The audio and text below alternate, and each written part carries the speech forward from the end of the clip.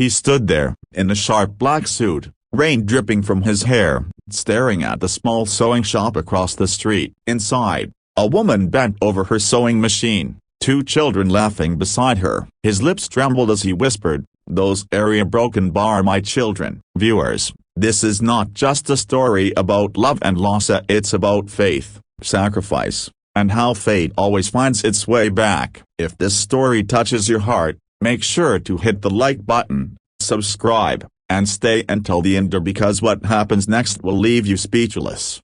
Amara was only 24 when she lost everything at her parents', her fiancé Tilda copyright, and her home. All she had left was her old sewing machine and a small rented corner of a busy street in Lahore. Every day, she sat by the window, sewing to worn clothes and mending what others threw away. But behind her calm smile was a deep loneliness, a heart craving love, purpose, and belonging. One rainy night, everything changed. While closing her shop, she heard a faint cry coming from a basket outside her door. She rushed out and found two newborn babies wrapped in a thin, soaked blanket of twin boys, barely a few days old. They were trembling, their faces paled, and there was no note, just a broken golden pendant inside the basket. Amara didn't think twice. She held those babies close to her chest, her tears mixing with the rain. "Don't worry, a broken bar, you're safe now," she whispered. Everyone told her she was crazy. How could a poor seamstress raise two babies alone? But Amara didn't care. She worked day and night,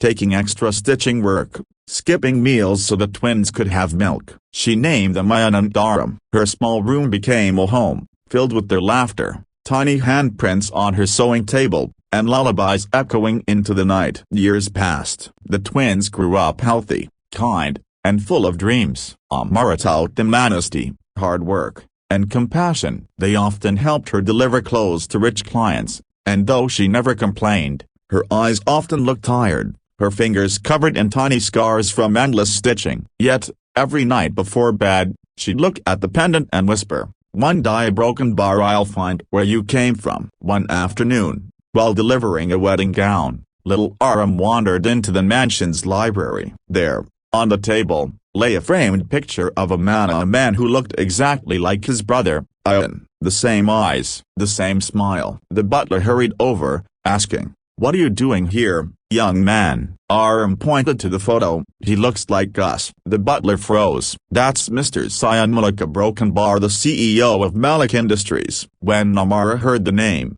her hands trembled. She had heard it before years ago, when a scandal filled the newspapers about a rich businessman whose wife had died in childbirth, and whose newborn twins mysteriously disappeared from the hospital. That was the same week Amara found the babies. She couldn't sleep that night. Was it possible? Could the twins be his sons? She didn't know whether to tell him or stay silent. What if he took them away? She couldn't bear losing them. But fate had already written its own plan. A few weeks later, Malik Industries announced a charity fashion competition for young designers. Encouraged by her sons, Amara submitted her work, a wedding gown hand-stitched with gold thread. When she arrived at the event, she felt small among the crowd of glamorous designers, but her gown stood out. As she presented her design, the hall fell silent. Her embroidery told a story of motherhood, sacrifice, and love. The CEO himself, Zayan Malik, came forward to inspect it. His eyes widened when he noticed the pendant around her neck. He pulled out the matching half from his pocket, up the one he'd kept since his wife's death. "Very broken bar, where did you get this?"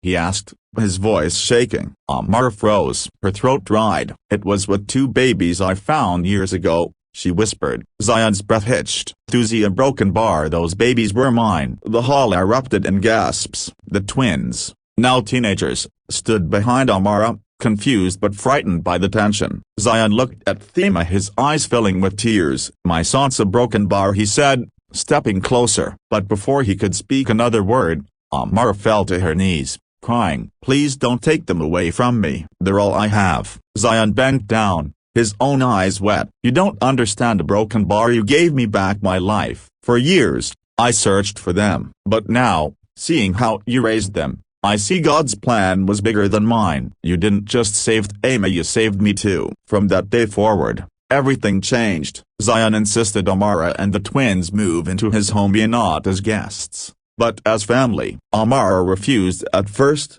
afraid of losing her independence, but Zion respected her spirit. He invested in her dream, helping her open her own boutique called Amara's Touch. Within months, her designs became famous across the country. The twins grew into fine young men, proud of their mother who had once sewn clothes under a flickering light bulb. Every year, they celebrated the day Amara found Amen not as a day of loss, but as the day love conquered fate. And as for Zion, he never stopped being grateful. He often told her, "You were their angel, Amara, but maybe broken bar you were mine too." In the final scene, the family sits together in the same small shop where it all began, and now bright, beautiful, and full of customers. Amara threads a new needle, smiling as she watches her sons and Zion laughing together. She looks at the camera and says softly, "You don't need to be rich to make a miracle happen. Sometimes, love is enough."